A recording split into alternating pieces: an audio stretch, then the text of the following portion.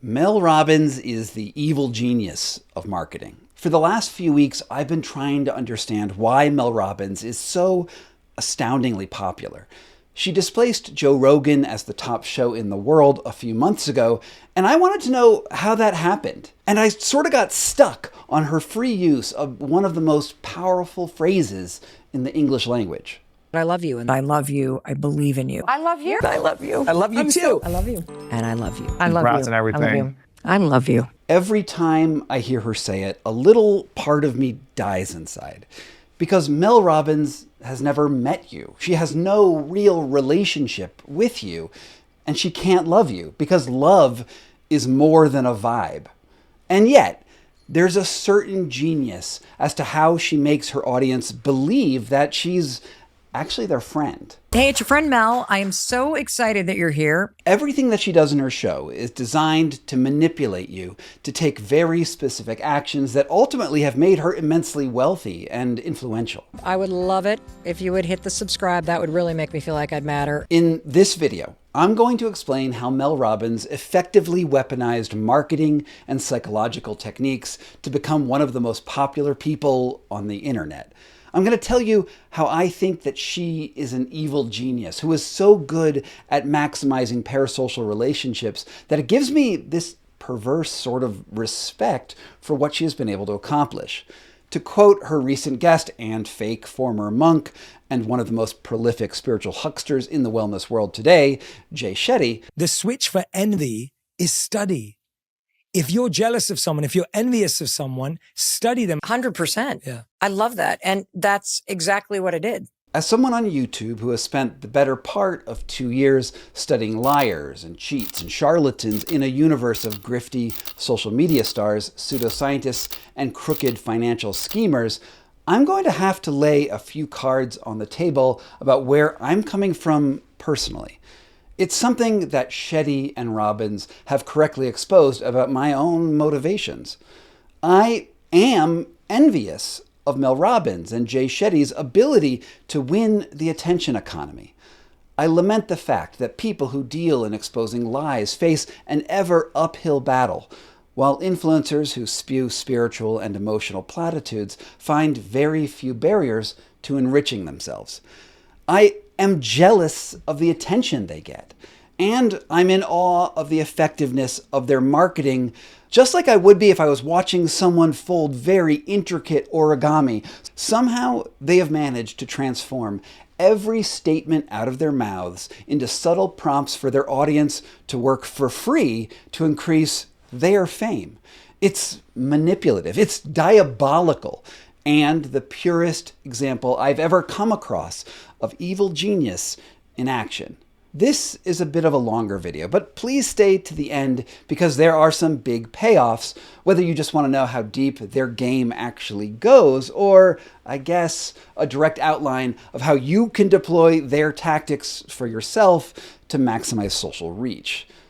So I'm going to take Shetty up on his offer to study them and figure out exactly how they do it. I mean, what is it like for you? Because think about the trajectory of your life. You know, 10, 12 years ago, it looked like you thought you'd hit rock bottom, and you turn it around, and now you're at the top of the mountaintop. If you're not familiar with their work, Robbins fits squarely into the self-help category and is best known for 2 books, The 5-Second Rule and Let Them Theory.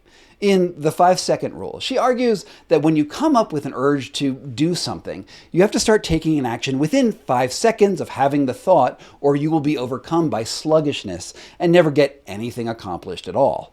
In other words, it's just basically a rehash of Malcolm Gladwell's Blink. And critically, it urges you not to think before you act.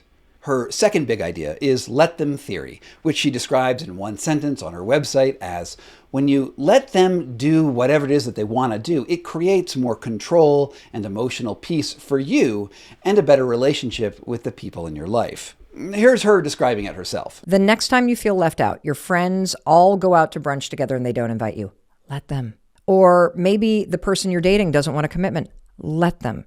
Or perhaps your spouse does not want to do the 5K with you. Let them. Let them. Let them. Let them. So let them. In other words, don't impose your desires on other people's actions so you can focus on yourself. In general, both pieces of advice do have their place, although neither is a law of the universe. Indeed, there are so many carve-outs as to when they usefully apply that if you think too hard about them, they don't actually have much inherent value. For instance, while you might want to act quickly in some cases, there are many instances where careful consideration will prevent you from doing something stupid. And while you might let a friend blow off a lunch date, you certainly don't want them to jump in a car when they're drunk, or, say, let a police state take away your rights. So yeah, you don't just let them do anything, because sometimes you have to take an intervention. I also bristle a little bit that her idea that let them theory is a theory at all. It's more of a hypothesis, if anything, and that casual abuse of terminology elevates it to a level of validation that it doesn't deserve, but I digress. Aside from being pretty generic pieces of advice, a few months ago the story broke that Robbins actually stole her idea for her #1 best-selling book from a viral poem called, get this, Let Them, by a lesser-known writer named Cassie Phillips, without giving her any credit whatsoever. I'll read a little portion of it to you now. Just let them. If they want to choose something or someone over you, let them. If they want to go weeks without talking to you, let them. If they are okay with never seeing you, let them. And if they're okay with always putting themselves first, let them. And it goes on like that for a little bit, and here's how it ends. Let them lose you. You were never theirs because you were always your own. So let them. That's her book right there. You don't need to read it now. And this is worse than just simple plagiarism, because Robbins didn't just take Cassie's poem without crediting it. She actually attempted to trademark the phrase, let them, which ironically would specifically not let anyone else use the words without sending Mel Robbins a cut of the profits. Many commentators, including the delightfully snarky duo at the If Books Could Kill podcast, have pointed out the hypocrisy of her intellectual property land grab.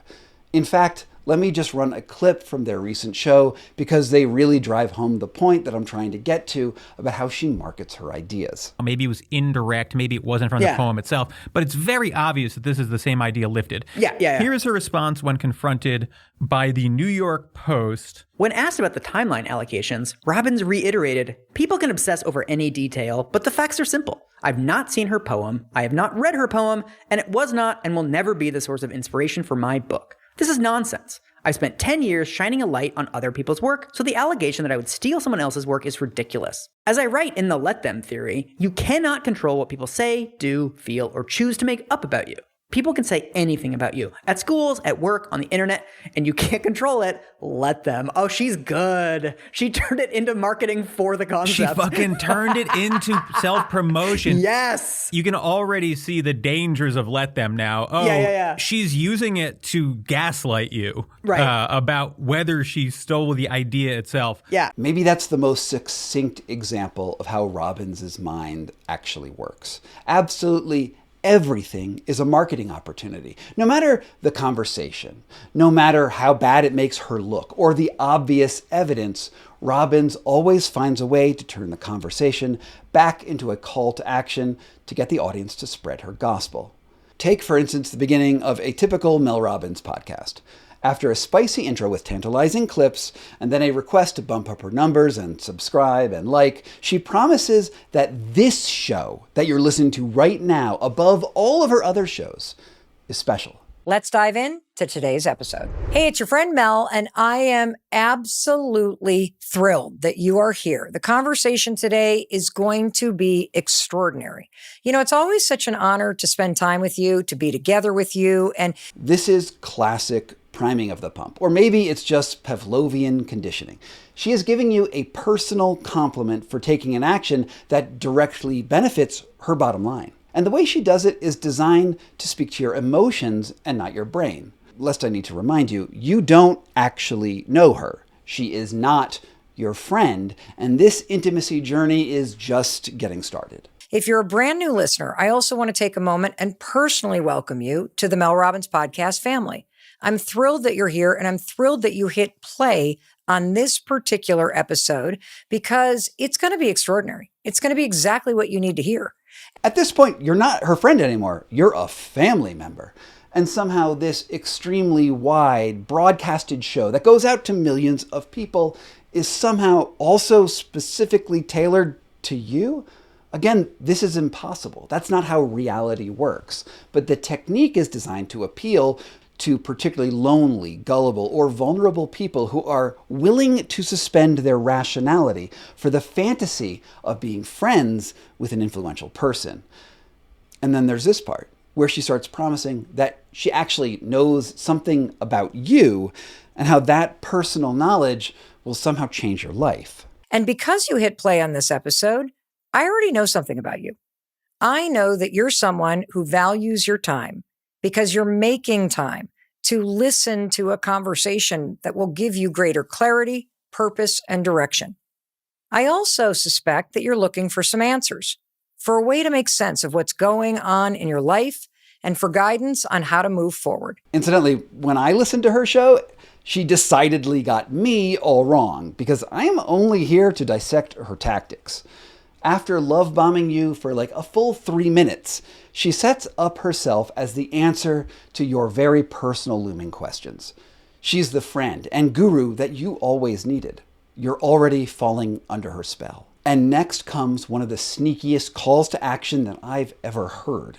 It's something that gets echoed later in the show, just before an ad break, where she will tell people to share her podcast with their friends. If someone sent you this episode, I want to take a moment and point something out that's really important. You have people in your life who love you, and they want you to experience this conversation because they are certain that what you're about to hear will change your life. It'll open you up to bigger possibilities. Just think about that for a second. Robbins is telling you that sharing her podcast with your friends is an act of love. Never mind that it also is her entire business model. If you listen to her long enough and act within just 5 seconds without thinking, then sharing her story with other people is all about you and not her. While the marketing goes on throughout the entire hour-long show, just before she introduces her guest, she drops well-known hypnotic prompts that you might be familiar with if you've ever done a guided meditation. For people who are tuned into spiritual lingo, everything in this section is intention-setting catnip. And I want you to really listen today and take in everything that you're about to learn. Because if you do, time will slow down. Your heart will soften. Your guard will drop. Your mind will expand. And you will know with every cell of your being that what you're hearing today is meant just for you, because it is. There's an ongoing debate as to whether or not hypnosis actually works. But one thing is certain. People absolutely use it intentionally as they develop marketing materials. Welcome to Master Hypnotic Language Patterns in 3 straightforward steps. So have you ever heard someone use hypnotic language patterns so masterfully that part of you just went, wow, how on earth do you get to be that good? The whole idea is to let you drop your defenses and make you more open to suggestion. While she may argue that she's setting up the stage for you to get the maximum impact out of what she and Jay Shetty are about to tell you, I think that when we're talking about Mel Robbins' success, the actual suggestion is to follow her marketing prompts to help her spread her work through the internet like a virus. At this point, we're only about 4 minutes into the podcast. You haven't actually heard the guest talk, but you have heard how much of a great friend Mel is to you, that she loves you, that she believes in you, and maybe you or your friends should share this around, and it will definitely change your life. While some people will cringe at all of these prompts, a subset of people will find everything that she is saying extremely convincing. In another episode, she actually lays out how readers have reacted to her love bombing. Every single day, listeners from around the world write in and they tell me, I love it when you say that. And there are those of you that freaking hate it, loathe it. You have a visceral, like, kind of reaction when you hear me say it. So maybe we should talk about love. Can you guess which of these two groups of people are most likely to spread her message, who her core followers really are? Indeed, this is a classic move with cults all around the world. The most successful cults, the ones that are able to exert the most control over their followers, often have extremely weird ideologies that are off-putting to outsiders when they first hear them. So, cults design tests that quickly weed out people who aren't easy to sway and kick them out of the group. This way, the core audience is pure and works in unison to reinforce the leader's position. It's not unlike the same techniques that I've heard about on a classic This American Life episode called Pimp, Anthropology, where they interview actual pimps who wanted to turn girls into sex workers for life by challenging them with this simple test. Here's one former pimp describing how the people he learned from selected their girls. He would go up and let's say he's having a cocktail, she's sitting at the counter next to him, and he would, after a bit of banter and small talk and conversation, he'd say, "Buy me a drink."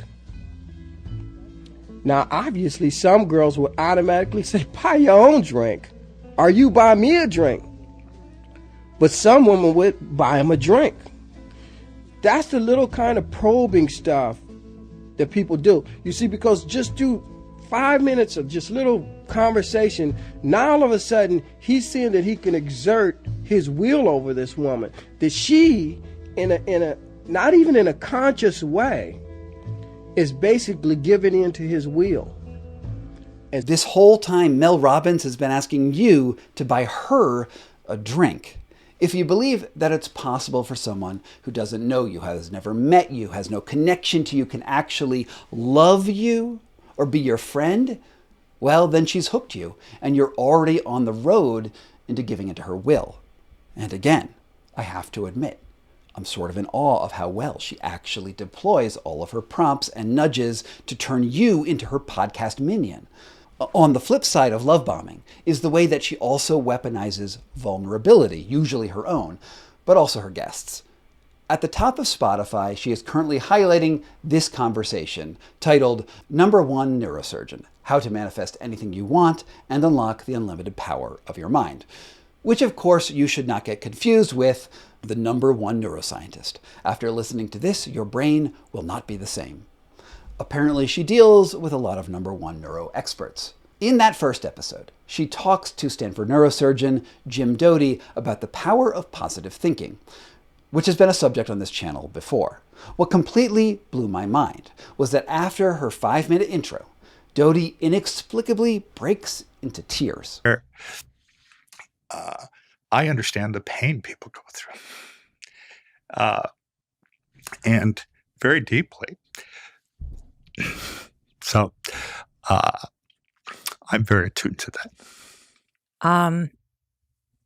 I personally cry all the time for the same reason, and I don't. All of a sudden, 8 minutes into the podcast, we have two people crying, talking about how their sadness is the motivation for their mission to sell books and appear on extremely successful podcasts, and to get very rich along the way. Think about this rationally for a second. Doty and Robbins have been on the lecture circuit talking about their books for decades. I've done books before, and I've done hundreds of interviews promoting my work. And one thing I can tell you for sure is that you know exactly what you're going to say to an interviewer's questions. It's all scripted in your head. You've done it before. You're desensitized to it. And it's even kind of boring. So the thought that someone immediately breaks into tears telling a story that supposedly hits a vulnerable place is just not honest. It's scripted. It's an act. It's meant to play onto your emotions, not to garner an insight into this person. That's because good propaganda and marketing plays on emotions, not logic, and Mel Robbins knows that. When she cries, it's your friend crying. And so she offers you a solution to make her feel better. I would love it if you would hit the subscribe. That would really make me feel like I'd matter. Which reminds me of this time that I was working on exposing a cult in Arizona for my book, The Enlightenment Trap. After the followers had read some of my earlier reporting that was published in Playboy, they were appalled that I exposed their leaders' manipulative behavior to the public. They confronted me on multiple occasions, telling me how sad I had made their guru, as if his sadness was the worst possible outcome for anything. They'd so fully bought into his message that reality was less important than their guru's emotions. Emotions are powerful. Indeed, in almost all cases, people listen to emotional cues a lot more seriously than they do rational explanations. This is such a well-known fact that the progenitor of propaganda, Edward Bernays, the guy who literally wrote the book on propaganda in 1928, it was called Propaganda, he said that effective propagandists can swing the whole mass of a group's emotions by setting up emotional currents that urge these groups of people into a herd mentality. So when I was writing this script, I did a whole deep dive onto Bernays as the father of propaganda, and I went too far, and I didn't want to make this already long video much longer, but just to give you a summary of his 9 key takeaways, all of which that Mel Robbins is like dead center on, here they are. First, and maybe most important, you have to target your propaganda at whole populations and not tell them what they're really listening to is propaganda. If you make them believe that it's just a neutral message or just normal advice, that is how you capture people's attention. You appeal to authority by bringing in trusted experts, value emotions over logic, you repeat the same thing over and over again, and simplify the message just down to a quick nugget. You want to engineer a false consensus out of a group that may not exist, but you promise people that the group does exist. And then you transmit your message over as many platforms as possible. Now, for a guy who was writing this 100 years ago, he's pretty on point and holds up really well. Tell me if you think I should do a video on him, particularly down the line. There's one more thing that I want to highlight in her conversation with Jay Shetty. For those of you who haven't heard of Shetty before, he purports himself to be a former monk, but who has reinvented himself as a business consultant and, of course, a top podcaster. Last year, The Guardian reported how his origin story was so full of holes that, at best, he was merely the social media manager for the Hare Krishnas out of England briefly after he got out of college. Not really a monk. Nonetheless, his think like a monk shtick has made him incredibly influential. Anyway, at one point, Shetty wants to talk about the power of mindset, and he cites some research about people who clean up very dirty hospital rooms, and how the ones who feel best about their job experience are the ones who have the most purpose-driven language when they talk about it to themselves. Here he is explaining. And this blew my mind. Like every time I think about this, it really makes me emotional because it's so powerful. They said, we believe that a clean hospital is integral to the healing journey of a patient. We think that when the hospital is clean, people have more dignity at a time of difficulty. We believe that when the hospital is clean, that people's families will spend more time with them. They'll actually surround their bedside because it feels like a clean atmosphere in their time of need. They said, we believe that a clean hospital is part of healing. So how could we see ourselves as anything else? What I love about that, Mel, is that Amy Wisniewski and her team came up with the term called job crafting, which means it's not what you do every day, it's how you feel about what you do every day that changes the experience of it. Now, this seems like some pretty obvious and inspiring stuff at first glance. It makes sense that someone can elevate their job by creating new layers of meaning with positive affirmations. But I wanted to take a step back and wonder why he's getting emotional recounting a business study. It really makes me emotional. And then he backs it up by saying that a powerful academic came up with the idea, not him. Amy Wisniewski and her team came up with the term called job crafting. This is an appeal to emotions, an appeal to authority, and an appeal to science, all wrapped in one. So after I heard this bit, I had to ask myself, is it true? So I booted up my library access and tried to track down the original study by the researchers Amy Wisniewski and Jane Dutton. And you might be shocked to hear this, but there's not a lot to it. Dutton and Wisniewski have gotten a lot of traction in the media talking about their revelations around hospital cleaners. This is true. But I was surprised to learn that none of the statements that Shetty and even the professors talk about actually appear in their published research. Indeed, though they talk about an original series of 29 interviews with hospital cleaners, those interviews are not published anywhere that I have been able to locate. And unlike what Shetty claims, it takes more than just internal affirmations to give someone a positive worldview. To quote the earliest paper of theirs that I could locate, which talked about the interviews sort of like from a distance, they say, if employees interpret the cues they receive at work as affirming, increasing the sense of significance and value of the work, this has implications for the norms of interpersonal treatment. Which is to say that their original research sort of said the exact opposite of what Shetty said. Instead of changing their worldview and then changing the world around them, the researchers wrote that getting compliments and encouragement from the people around them helped reinforce their positive impressions of things. Which is to say, people are people. This wasn't shocking in the least. Certainly nothing to get choked up over. And I think there's a deeper side tangent here about this original research and possibly academic dishonesty going on, because Wisniewski and Dutton have built quite successful careers on these fairly small and inconclusive studies, one that is cited in their papers but not actually to be found anywhere. And I reached out to both professors on multiple occasions over the last 2 weeks, asking about whether they thought Shetty presented their work accurately, and neither got back to me. So I don't know, maybe other journalists can pull on these threads instead of me. And yeah, I know that was a bit of a digression, but I think it's important to note that grifters, liars, and marketers want to give you the best possible story, whether or not there's any ground truth to it. It's perfectly reasonable to listen to a charismatic person talk about something that sounds common sense and figure that they are presenting the whole story exactly as it is, and not realize that you're being manipulated along the way. I mean, basically any time I hear an influencer talk about a scientific paper, I groan internally thinking about what it takes to actually fact check them. They just present vibes, and you think those vibes are facts, and that is why this world is falling apart from a reality standpoint.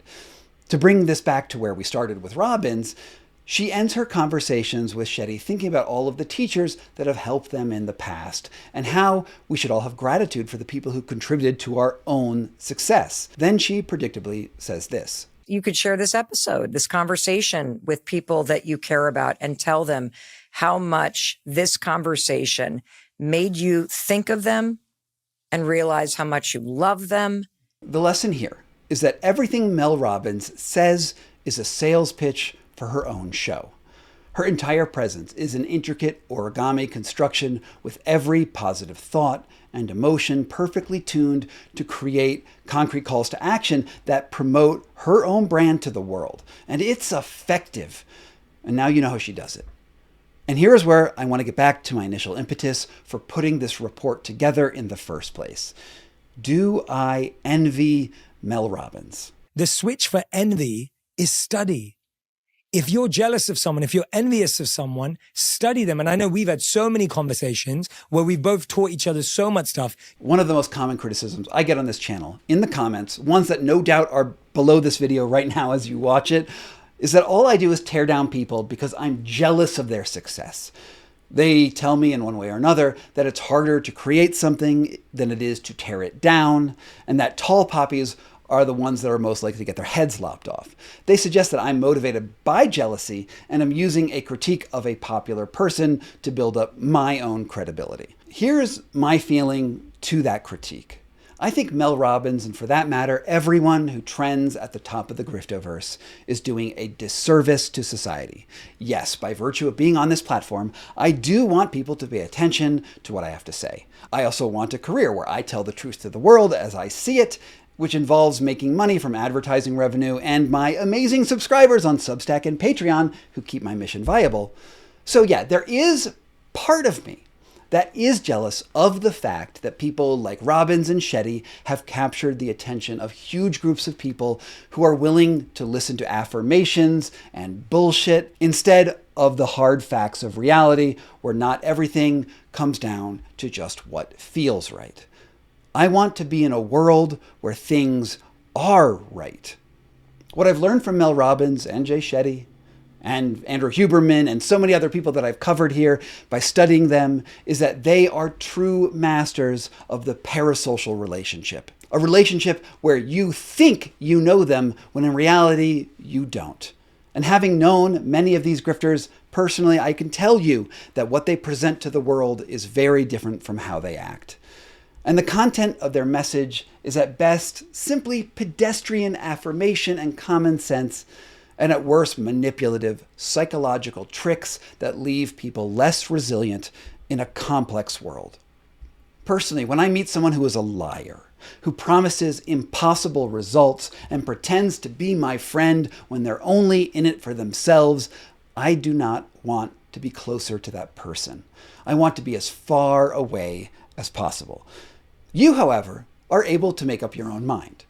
If you want to take lessons in griftology, well, there's no better person to dive deeper into than Mel Robbins. The learning part and the studying others and allowing others to lead the way and to show you and to truly flip envy into learning from somebody, that is worth $100 million. And that is my report for the day.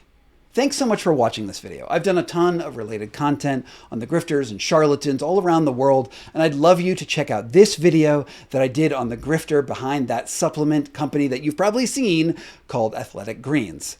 And as I'd like to remind you, I do have this Substack newsletter where my premium subscribers get early access to my videos and a brand new chat function where you can talk to me directly and suggest like future research subjects. And I really enjoy what happens on the community there. I'd love to have you on that board because your support is the only thing that keeps this sort of independent journalism alive.